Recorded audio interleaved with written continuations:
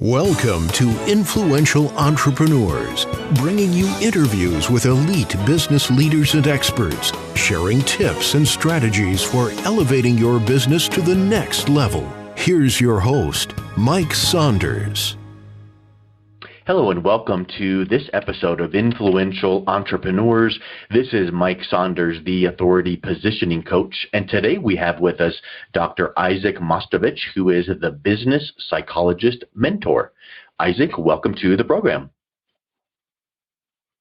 Thank you very much. So I'm looking forward to learning what a business psychologist mentor is and how that fits into how you work with clients. But first, give us a little bit of background on yourself and what led you to this profession. I have about 40 years of business experience. I started in the diamond industry where I led an international diamond manufacturing company. And during my tenure as CEO of the company, I figured out that I lack knowledge. So I completed my MBA, did my Ph.D. in luxury marketing and consumer behavior. And for postdoc, my professors asked me to join their team, and I researched and coached the C-suite decision makers about leadership, ethics, corporate social responsibility, corporate governance, and so on. And all this led me, when I moved back to Israel, to think about what I'm going to do now, because I left the business in Belgium and moved to Israel. And a friend of mine told me, Isaac, you're not dealing in diamonds. You have knowledge. You are selling knowledge. So sell it without this package of product. So it took me some time. It still takes me a lot of effort to distill this knowledge and to make it, on the one hand, more abstract, not tied to what I used to do, not tied to luxury that I was busy so much with, and then to move and to figure out what is the niche that I would like to work with and how I can offer them the best service. And that's what led me to become a business psychologist. Yeah, and I think you really made a great point there to decide what niche to focus on, because when you try to become all things to all people, you're nothing to nobody. And I think that's something that a lot of people don't really realize. And maybe part of business psychology that maybe you work with clients on is helping them to discover how to clearly and clearly articulate their business. Is that a part of what you do to help your clients? No, actually, what I'm doing with these clients is I try to find the clients who are in a weak position. What happens is that every business has mind and behavior like us, and the mind and behavior of the business is the one of the founder, the one of the decision taker, and if I want to improve the outcome of the business, the founder has to reconnect emotionally to their business. I find my clients are in a position where they somehow became disconnected emotionally from their business. So I reconnect them back. And I find that this is the best niche for me to work with them. Yeah, and I really think that really dials in who you work with. Can you think of, or can you provide an example of that reconnection without mentioning company names or anything? But what would that look like? That's relatively easy. If you take startup, a successful startup, somebody came with a great idea and had a startup, and it became very successful, popular, and then at that moment, this person, this group, decided to go public.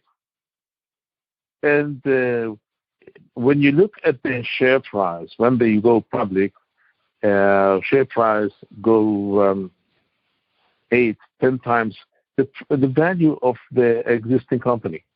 It goes very high, and then drops down after a year, after 2 years, it drops down and stays flat at a very low level. And whatever they try to do to revive the stock price, they are unable to do it. So at that moment, that's my role, to come, and the reason why it's flat, because there's no story any longer. When they started, when they were enthusiastic about the finding, about the company, they told us a great story, a story that has a certain basis, because they found something. And people enjoyed the story, they wanted to be part of the story.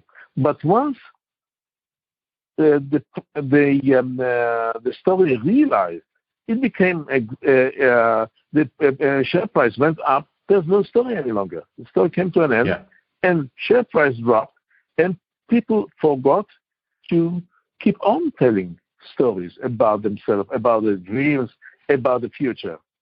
So it's a boring company. You know what happened to a boring company? Nobody wants to be involved in it. Right. And that's a really good point about getting that story told. It makes me think that is a very important need, to have the story told to both external, so that the public knows the story and stays engaged, and also internal, so that the management team, the employees, all the way down to the frontline workers in this example with Starbucks, so that they understand and resonate with the story. Is that something that you see as well? Of course. See, I'm coming from luxury, and luxury is all about stories. Yeah. You look at two products, and one is it's all the matter of how people relate to the product, how people relate to the person. Look at fashion. Most of fashion houses bearing the name of the founder, even if the founder is not alive any longer. Yeah. But this is an emotional connection between the client and the company, and the people inside have to lead this legend, have to lead this story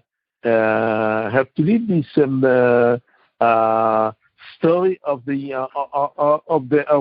what they are doing. I remember consulting a company in UK. They are very good in leather, and the way they wanted to approach their clients was to put them in touch with their workers, because the workers selecting the right leather, stitching it, cutting it, preparing it for the final product was part of the story. It's not the product itself. It's all the story around it. When I was the problem, for example, in the diamond industry, where I was that people started to sell products, like you sell potatoes, or you sell on the free market, and they're selling potatoes. All the glory, all the beauty of this disappeared. But the idea that, for example, I worked with the retail industry, the idea that I instilled in them was, you have to relate to the story, to the why people decide to buy by you. Listen to them, what they are looking for. Nobody really.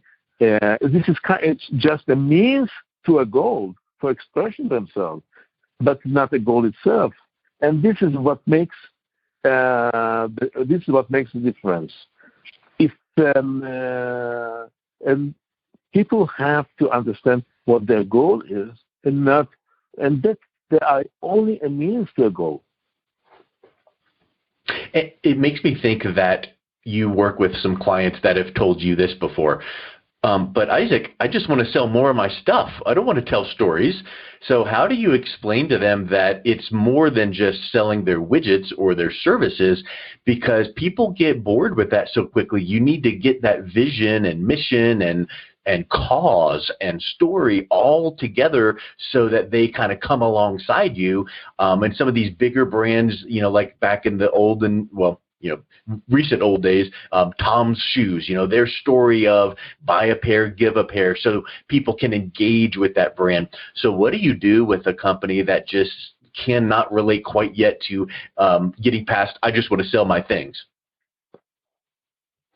Okay, that's why my ideal client is the one who had a story already. Yes. One who had already a successful startup. So they had a story. They were emotionally connected to what they were doing.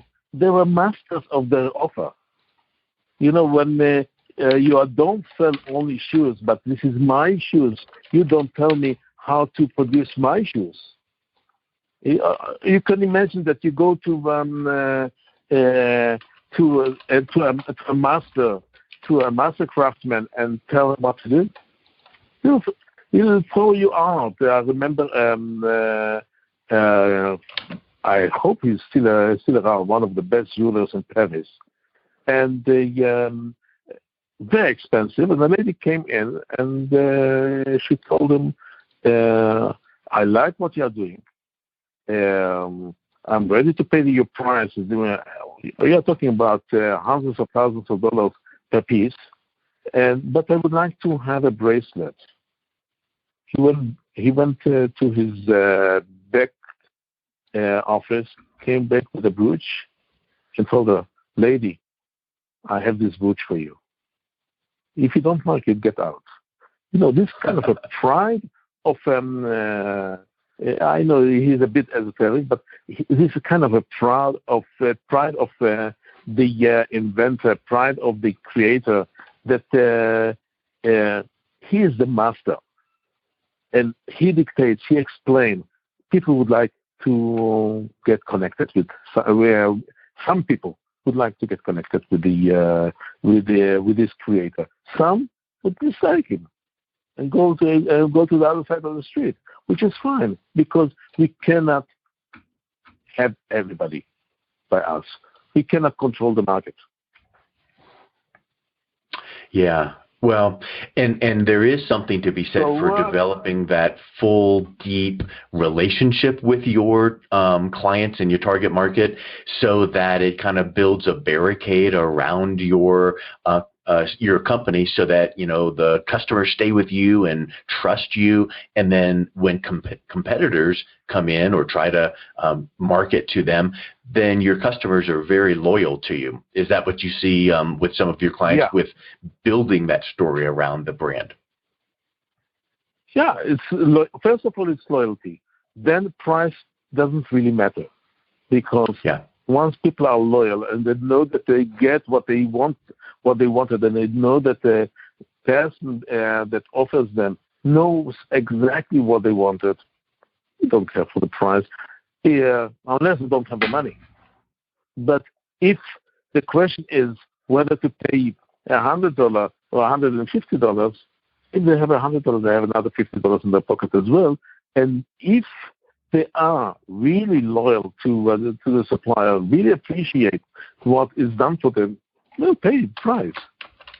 We see it once and again, all over the place. So it's the idea of giving. If